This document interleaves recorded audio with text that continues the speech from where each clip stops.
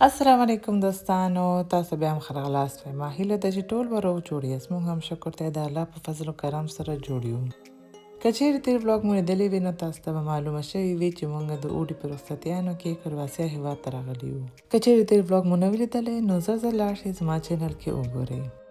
زموږ اوله ورځ خو مکمل په سفر کې تېره شوه. نو سهار چې له خوبه پاڅېدم نو اول مې په رڼا کې غوښتل چې دا ځای لږ اکسپلور کړم. نو دلته دومره ښایسته د انګورو تاکونه هم وو چې د شپې په تیاره کې صحیح نه ښکارېده. نو ما ویل چې تاسو ته هم په رڼا کې ښکاره کړم نو خپله هم وګورم.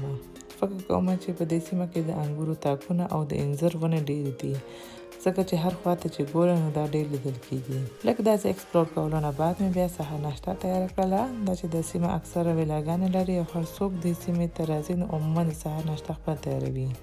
نو موږ هم د سهار ناشته کور کې ترتیب وکړه، ځکه چې دا ځای د ښار نه تقریبا نیم ساعت لرې دی. د دې تر شا یو دلیل دا هم دی چې موږ غوښتل داسې یو ځای کې ځای راکړو چې آرام وي او ماشومان زیات په خپل منځ کې په لوبو کې تیر کړي او ګڼې ګوڼې نه لرې وي. البته بهر ته به هم د خیره چکر ته ځو، هغې ولاګ ته هم سترګې په لاره ووسئ، ولې بهر سره نږدې عموما بلډینګونه وي او ویلاګانې ډېر پکې نه وي. نو همدې دپاره موږ د اوسېدلو ځای لږ بهر نه لرې ونیو. بل موږ د کباب پلان هم جوړ کړی او غوښه مو تیاره له ځان سره راوړې وه. نو اول مو غوښه واړه کړله او بیا مو اخته کړله. د غوښې اخته کولو دپاره مې د پیاز اوبه، هوږه، مالګه، تور مرچکو پوډر او لږ دانه‌دار سور مرچک واچوه او سره ګډ مې کړه. دا مې په یخچال کې کېښوده.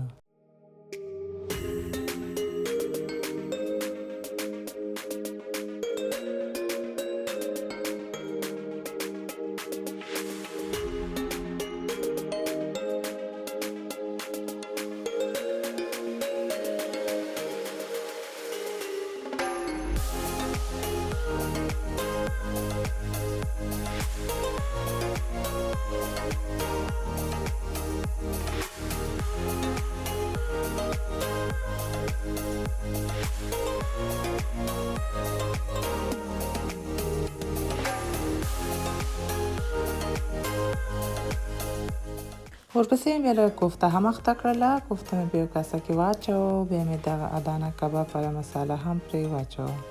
بیا مې میده شوې اوږه، میده شوی پیاز چې اوبه مې ترې لرې کړې او دا مې بیا پکې واچوه. یو دانه مرچک مې هم تراشه کړ، ورسره ګډ مې کړ. دا ټول مواد مې هم ورسره ښه ګډ کړ. دا مې هم په یخچال کې کېښوده.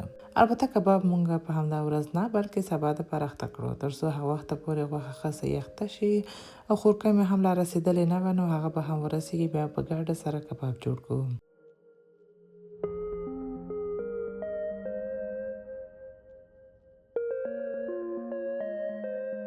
له کباب نه مو چې کومه غوښه اضافه شوې وه هغې نه بیا سمدستي یو کړاهي جوړه کړه. دې کړاهي دپاره غوښه مې غوړیو کې ښه صحیح سره کړله، مالګه مې او اوږه مې هم پکې واچوله. غوښه چې ښه صحیح نرمه شوه بیا مې رومیان او مرچک هم پکې واچو. نو بس دا کړاهي تیاره شو.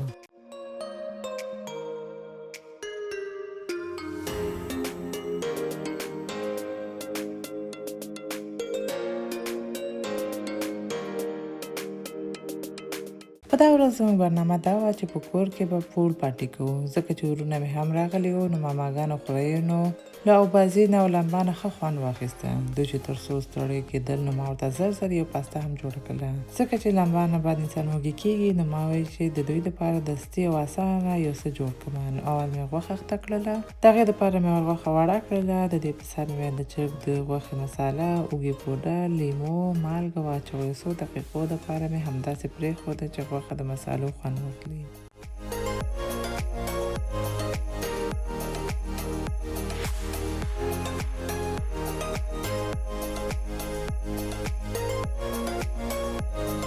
بیا مې یو دیګ کې اوبه، مالګه واچوه او پرې مې ښوده چې جوش شي. ورپسې مې مکروني هم پکې واچوه. تقریبا 10-15 دقیقو دپاره مې جوش کړه چې نرم شي.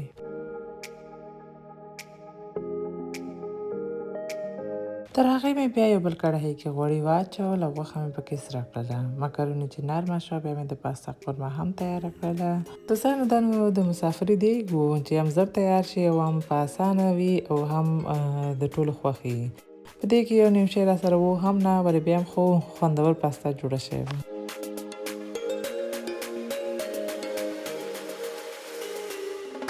د دې پاستا لپاره غوښه چې هم سره شوه، مکروني هم نرمه شوه، بیا مې د پاستا قورمه تیاره کړله. دم مې پکې واچو. په آخر کې چې ساس یې بیخي اماده شو، مکروني هم پکې واچو، نو بیا مې غوښه هم پکې ور اضافه کړه.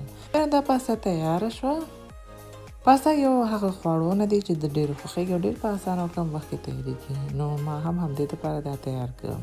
ټول ورته ښه وږي هم شوي وو، نو بیا مې ډوډۍ نوشیجان کړه.